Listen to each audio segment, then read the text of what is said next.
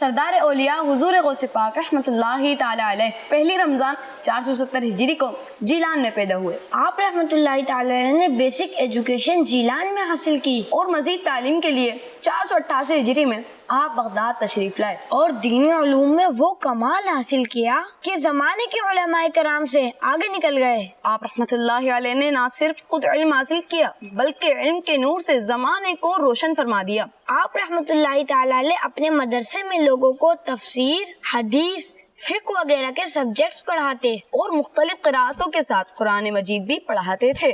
عبادت کا یہ عالم تھا کہ 40 سال عشاء کے وضو سے نماز فجر ادا فرمائی، یعنی آپ رات عبادت میں گزارتے اور 15 سال تک رات بھر میں قرآن پاک ختم کرتے رہے۔ میرے غوث پاک رحمۃ اللہ تعالی علیہ دین اسلام کی بے مثال خدمت فرما کر 11 ربیع الثانی 561 ہجری میں انتقال فرما گئے۔ آپ رحمۃ اللہ علیہ نے 91 سال کی عمر پائی اور بغداد شریف میں آپ کا مزار شریف موجود ہے۔ رونق کل اولیاء یا غوث اعظم دستگیر، پیشوا اصفیاء یا غوث اعظم دستگیر۔ پیارے امیر اہل سنت، یہ ارشاد فرما دیجیے کہ آج کے دور میں حضور غوث پاک رحمۃ اللہ علیہ کی سیرت جاننے اور اس پر عمل کرنے کی کتنی ضرورت ہے۔ سبحان اللہ، غوث پاک کی سیرت بیان کرنے کا یہ بھی اچھا اچھوتا انداز ہے۔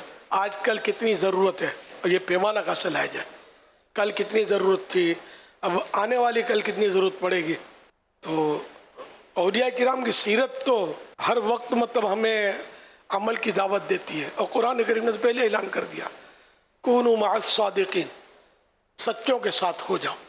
اب اولیاء کرام بھی سچے نہیں تو سچا کون؟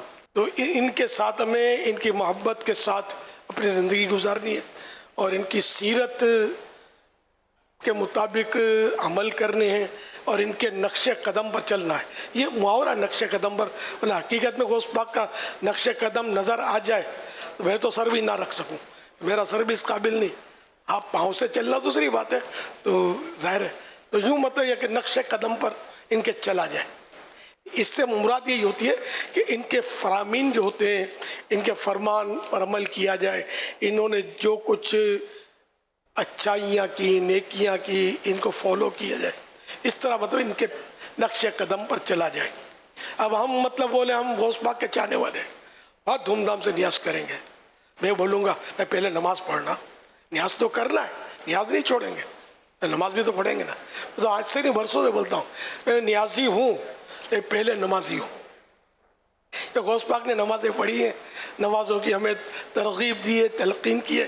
ان کے نانا جان صلی اللہ علیہ وسلم نے نمازوں کی تاکید کی ہے، اور ان کے نانا جان صلی اللہ علیہ وسلم کو آخری نبی بنانے والے رب نے بھی نماز کا حکم دیا ہے، اور غالباً قرآن کریم میں 700 جگہ پر نماز کا تذکرہ ہے، غالباً 700 جگہ پر اتنی نماز کی تاکید ہے۔ اور بچپن سے جب سے سمجھو ہوش آیا نا، میں نے پہلے بورڈ لگتے تھے بلیک بورڈ جگہ جگہ یا دیواروں پہ، نماز قائم کرو، نماز قائم کرو۔ اب پتہ نہیں، اب سوشل میڈیا نے بہت کچھ بھلا دیا ہوگا، اب نہیں لکھتے ہوں گے، پہلے لکھتے تھے۔ تو اس سے بھی بڑا ذہن بنتا تھا یار، نماز قائم کرو، نماز قائم، جگہ جگہ لکھا ہوتا تھا پہلے۔ جو بڑی عمر کے ان کو یاد ہوگا، پہلے لکھتے تھے، اب نہیں لکھتے۔ بہرحال یہ کہ نماز کا ایک ذہن بچپن سے بن گیا، نماز فرض ہے، پڑھنی ہے الحمدللہ۔ تو بہرحال یہ کہ یہ آپ کو سمجھانے کے لیے اس کیا کہ ہم نقش قدم پر بھی چلیں گے، ایصال ثواب بھی کریں گے، ان کی 11ویں بھی دھوم دھام سے منائیں گے، نیاز بھی کریں گے، اور جس دن نیاز کریں گے وہ ہمارے ذہن بنا ہوا ہے کہ اس دن بھی نماز معاف نہیں ہے، اور نیاز سجی ہوئی ہے، مہمان کا جم گٹھا لگا ہوا ہے، اللہ اکبر اللہ اکبر۔ غوث پاک کے رب کے لیے نماز پڑھنے کا اعلان ہو رہا ہے کہ آؤ، جس غوث پاک کی نیاز کر رہے ہو ان کے رب کی نماز کے لیے چلو۔ تو ہم نے یہ نیاز یہاں جوں کی توں چھوڑنی ہے، اور مہمانوں کو بولنا چلو یہ مسجد ہے، آؤ پہلے نماز پڑھتے پھر انشاءاللہ نیاز کھائیں گے، ٹھیک ہے؟ یہی کرنے کا ہے نا، طریقہ یہی ہمارا، اور انشاءاللہ یہی رہے گا۔ اللہ پاک اسی میں ہمیں برکتیں دے اور اس پر استقامت بھی دے، اور سارے مسلمانوں کو اسی پر قائم کرے۔